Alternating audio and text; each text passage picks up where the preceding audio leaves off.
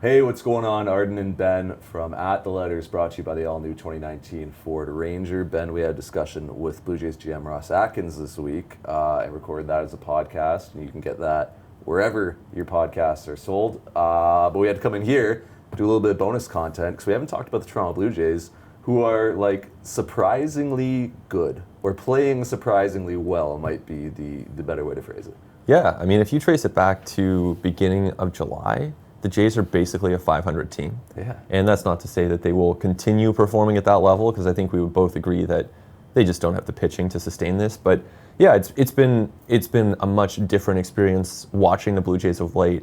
I think when you look at the offense in particular, you just see signs of life, whether it's Teoscar Hernandez or Brandon Drury or up and down the lineup. Obviously Bichette, obviously Vlad Jr., Randall Grichuk's been hitting better. So you just start to see a much deeper lineup, and that makes a huge difference. Just did like some quick math. Since the beginning of July, the Blue Jays have a plus 35 run differential. Wow. Which so that's like a pretty significant amount of time. You know what I mean? Like sometimes you play like the arbitrary endpoints game, and like somebody, you're just like, all right, you're making it look better than it is. That's like almost 2 months. Yeah. That's what you like to see if you're the Blue Jays. And I think this is still, in the context of the full season, you look at a guy like Teoscar Hernandez or Randall Grichuk or Billy McKinney, these guys have underperformed what we expected of them when you still look at the whole season. And I think that, all three of those guys still have OPS pluses below 100. So it's not to lose sight of the struggles that they had early, but man, considering where they were 6 weeks ago, to see what's happened since is pretty big. Teoscar's getting close. He's got the 97 OPS plus. And so that tells you how bad his start was. Yeah. Because since he came back from his little sabbatical at AAA, he's got an 881 OPS. Yeah. He's hit 16 bombs in 53 games. Right, and he's not alone. I mean, you see a lot of guys on that path. You wrote about Rowdy Tellus the other day, that the Jays are hoping will be another one of those guys on that path. But that's been the trend on this team for the last 6 weeks, 2 months. So Rowdy Tellus goes down to AAA after some pretty significant struggles over the first however many months that he was up. I think it was 78 games, and just tears it up, rips it up. Starts working with Corey Hart, who's hitting coach down there. They identify that he's got a little bit of a hunch, a little bit of a posture issue in his swing, so he stands up straighter, and now that lets him get his barrel through the zone better, and he eats some minor league pitching for lunch. Yeah. What does Rowdy Tellus need to show over these final, 38 games, however many there are left? Yeah, I think that he's got a chance to earn himself a job for next year. I think that that's safe to say. Options remaining, so the Blue Jays could easily option him again next year. And I think as things stand right now, they would be in a position to go out and add to first base DH. Maybe that's Justin Smoak. Maybe that's someone else. I think it would probably not be Justin Smoak, but we'll see. Rowdy Tellus has the chance to establish himself as the guy in that mix, because 38 games, that's enough to show the Blue Jays that he's learned from his early season struggles. He has made the adjustments necessary, stopped chasing at some of those high pitches in the zone, and then boom, he's a potentially productive hitter. But that's by no means a guarantee, and he's going to have to hit, because he's not giving you defense, he's not giving you base running.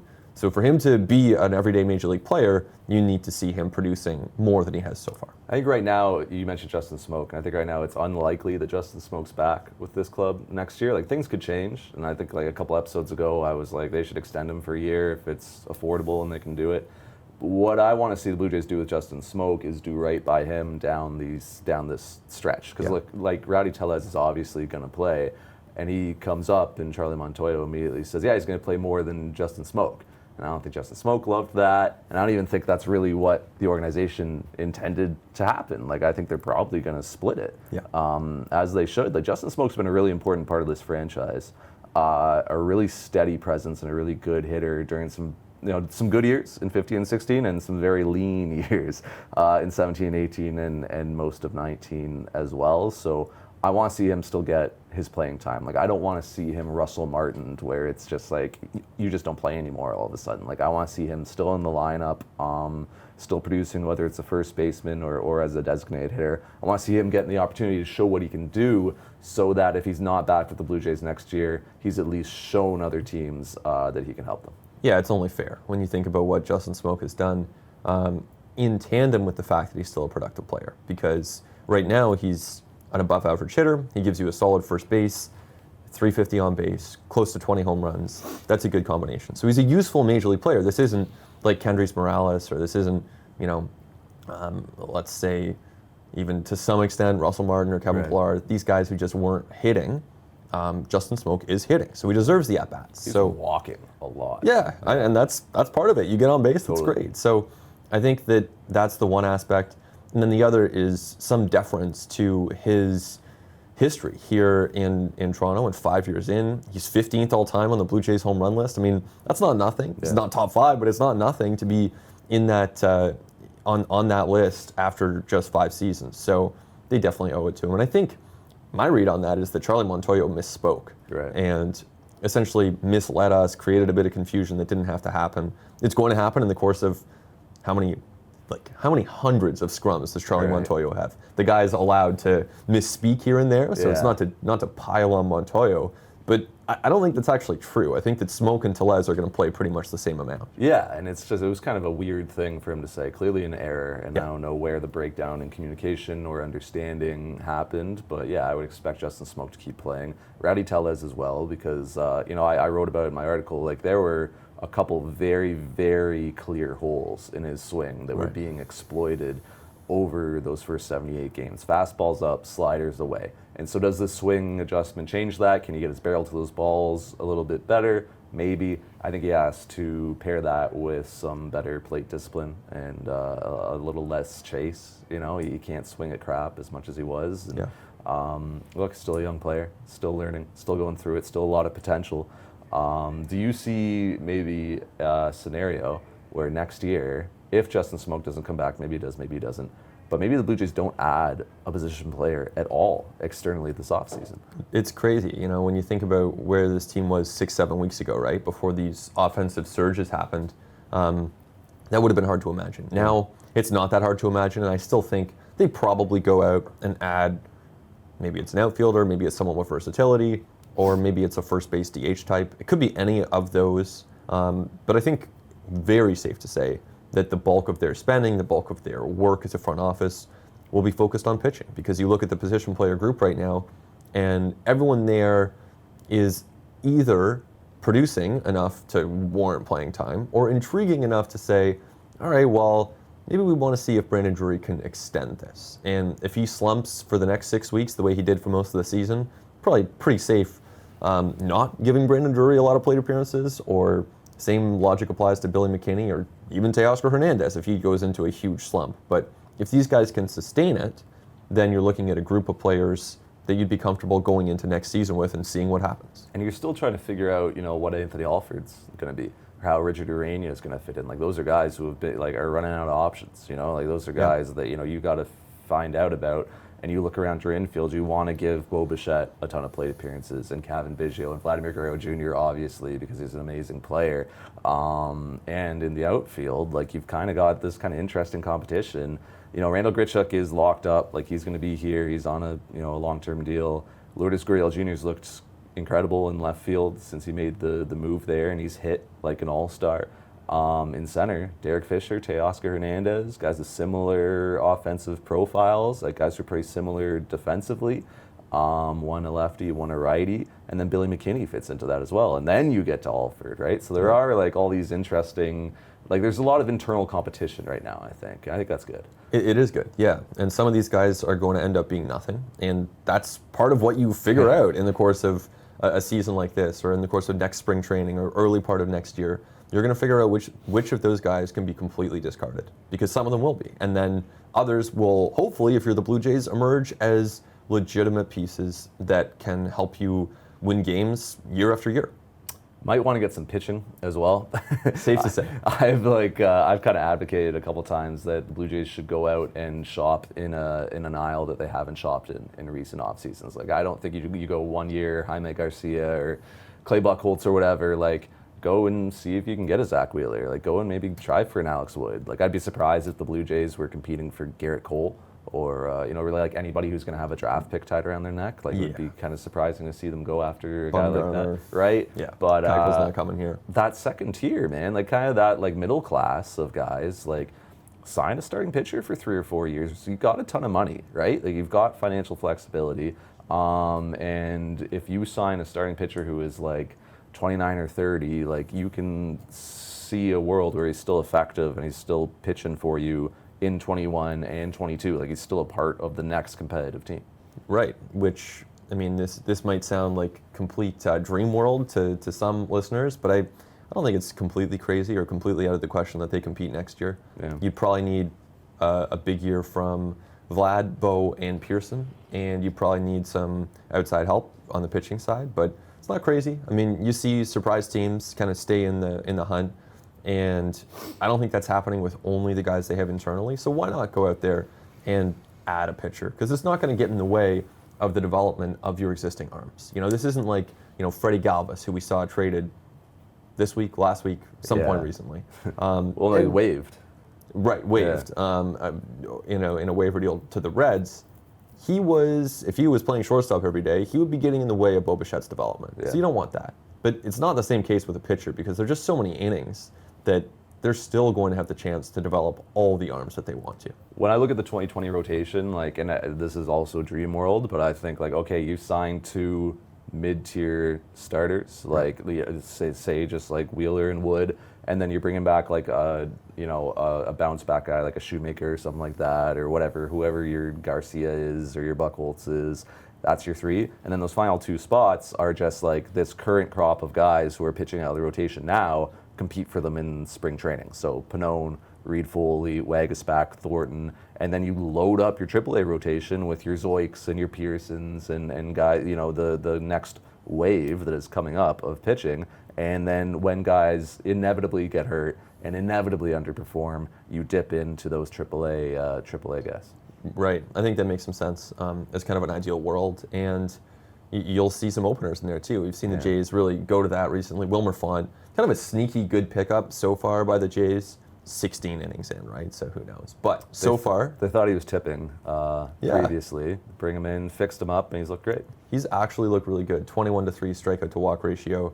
So maybe he's someone who stays aboard and is essentially a guy who starts maybe 20 games for you next year as an opener, and is able to contribute in that way, and that eases the burden on a Wagasback or a Sean Reed Foley, whoever is the guy who's following and giving you those 4 or 5 innings of work. That would be a way to make all the pieces fit together. How sustainable is it to go year to year with openers though, right? Like eventually, like you do need to have like actual starting pitchers. You'd like to, right? Like you'd like to be in the position that the Rays are in now, where they have Charlie Morton and Tyler Glasnow and Blake Snell, and all of a sudden the rotation starts to look legit. That's the transformation you want to make. But I think if you're willing to kind of embrace the uncertainty of it and embrace the fact that you're constantly going to have this churn, I think you can win games with it. Like I think it's proven to be a pretty successful strategy. I think you got to sort some things out next year, pitching wise. Like that's like perhaps the most obvious statement that's ever been made with the Toronto Blue Jays. Sure. But like, so I'm not as optimistic about next year as maybe you are, or some other people are. Like, if a lot of things go right, they could compete. But I mean, the class of the American League is so good. Like, you know what I mean? Like the Yankees are so good. The Rays are already really good, and they have the best farm system in baseball. Yeah. Like even like Houston, right? Like, just really, really good. So I don't know that the Blue Jays are near that tier yet. Like they will, not even close. If they're 500 next year, I'm like, yeah, that was pretty good. Yep. Like if they're, in a wild card race in August, right? Like if they're like 5 or 6 games out in September, I'm like, yeah, all right, yeah, pretty good. But I'm not expecting the Blue Jays to be a playoff team next year. No, definitely. You're not either. No, I think like when I look at the Jays, I think the most likely outcome, and this is projecting way ahead. Yeah. But that's, we're not we don't have to hold ourselves back from looking Sure. at 2020. So why not? So I think when you look at next year, the most likely scenario for me is like 75 or 80 wins. Yeah. And so that's an okay team. It's not a very good team. So I don't think they're a very good team next It's 2 games or 4 games under 500. 2 games under. How is Yeah, math? somewhere in that range. Not what I was hired to do. Slightly under 500, we'll say. But there's upside Yeah. to be, I think, a 90-win team. Yeah. Just as there's downside to be a 65-win team next year. There honestly is. They could win 65 games again next year. Depending on health and performance. Exactly. Right? If Vlad Guerrero Jr. tears his ACL, like that's like a 5-win player gone. Exactly. Yeah. So that's why I think that the Blue Jays need to next year kind of do what they've done with their position players this year and like figure out their pitching, right? Like see who's going to be a part of this next, good rotation. Like they got to sort that out. So if you add some free agents and bring them in, like great, like figure out about them. You got to find out about TJ Zoik. You got to, looks like Pearson's probably going to be pretty good, but you got to find out. You want to find out about Julian Merriweather, find out about Jency Diaz. Like the Blue Jays have to figure some things out and then they can assess in the winter of 2020, 2021, all right, do we have to like make a big play for a big starting pitcher right now, or our internal options going to be able to get us through? Yeah, and I think that's the path that they expect to be on, that they hope to be on. We talked about that with Ross Atkins on the podcast that you can find on iTunes. So we get into all that, but I think that really this is a group that lacks certainty, but that creates a lot of intrigue too. There are a lot of different ways this thing could go. Bo Bichette's defense, last thing I want to talk about, had that kind of weird stretch during the road trip when he first came up where it was like, looked like maybe the game was just moving a little fast for him, or maybe he was thinking a little too fast and maybe he was just putting a little undue pressure on himself. It's kind of remarkable how he's turned it around, and now like you can think of like 3 or 4 plays over the last week that you were like, holy, like that was a good play.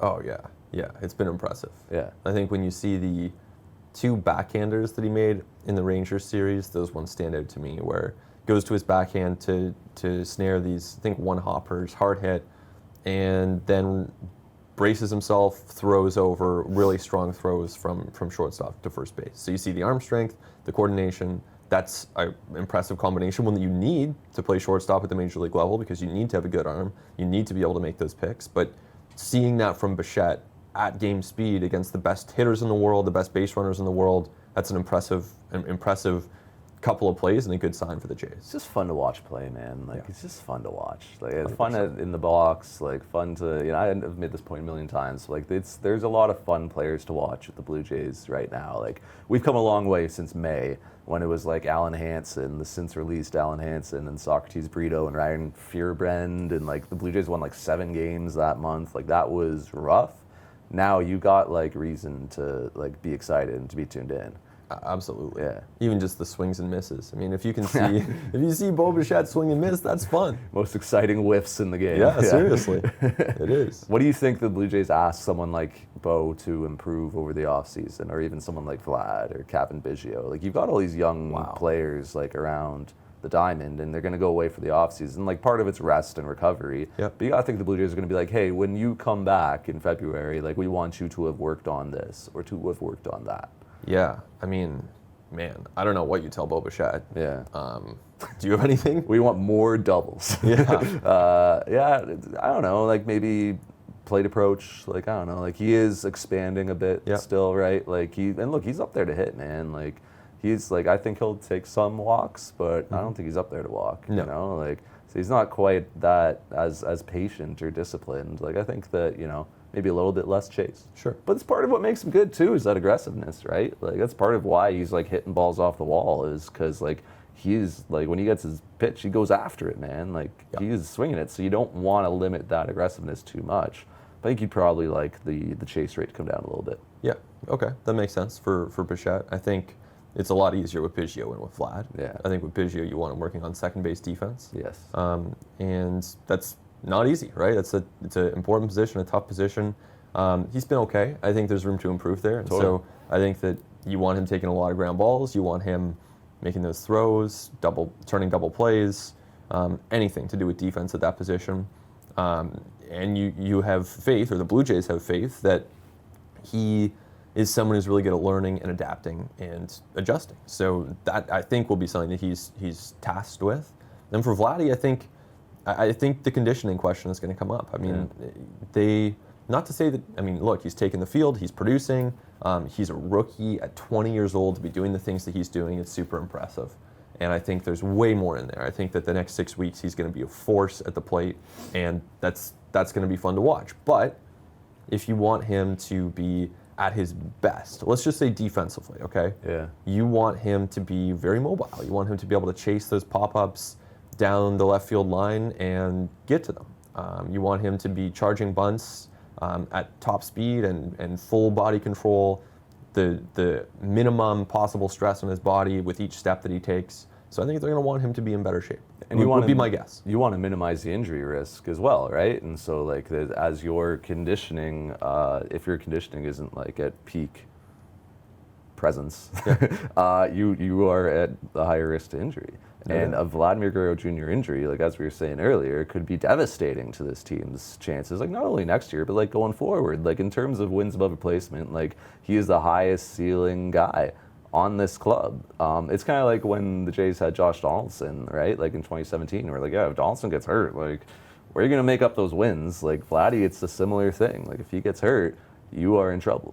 Yeah, and you see it with other third basemen around the league, or it's a position where you can carry a little bit more, and that can be fine. But you look at Rafael Devers and his conditioning and the way that his career has turned around, similar age to Vladdy, I think he's only 21, just an unreal season that he's having in Boston, top 5 MVP type season. And part of that is improved conditioning, even on a smaller scale, as Ross said on the podcast earlier in the week, Gio Urshela. Yeah, you know, like this is someone that, you know, and Atkins didn't say this outright, but basically suggesting that he wasn't in great shape with the Jays last year and got into better shape. So full credit to him. Boom, he's having this amazing season with the Yankees. So Vladdy is already doing things that very few 20-year-olds do. If you put him in a little bit better shape, watch out. Gio Urshela has a 964 OPS. Yeah. His OPS plus is 152. And this is like over 101 games. Oh, yeah. 360 plate appearances. He's almost qualified for the batting title. Like, he's getting there. He's hitting like 325, right? Oh, 335, my friend. Wow. 378 on base. The same Gio Urshela, where like when he was in Toronto and playing shortstop every day, I was like, if I have to watch him play shortstop one more day, oh yeah, right? Like it was good. Painful. Yeah, it was bad. So I think like John Gibbons like just straight up stopped playing him at one point. Oh yeah, Gibby was done with him. Yeah, right? Yeah.